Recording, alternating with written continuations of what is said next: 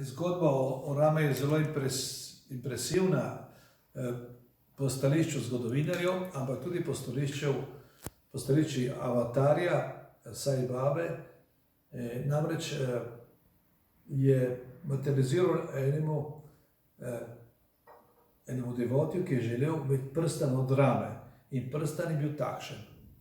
Tudi mene je spodbudilo študij o Rami, ki je z vojsko črncev pred približno 20.000 leti prišel v Evropo in živel je 7 let v Turinu, današnjem Turinu.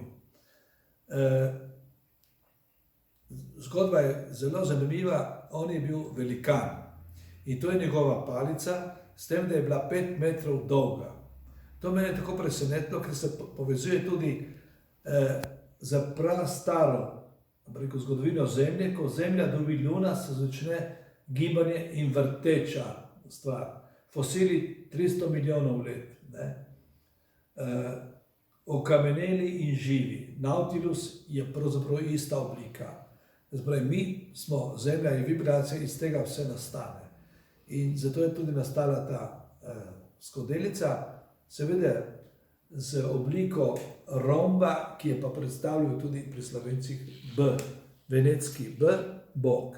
Vse oblike današnjega glasu jekati, kot rok zajoče, je v atestinskih tablicah in povezuje Slovence z najstarejšo prazgodovino in tudi v jeziku, kot je najstarejših jezikov na svetu, celo pred sanskrtom.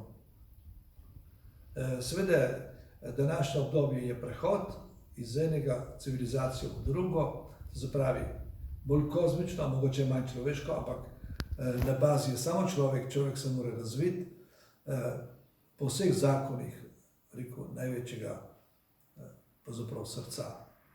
Če bomo imeli dobro srce, bomo tudi rešili vse težave, ki so danes na zemlji in bomo zelo srečni. Vse najboljše.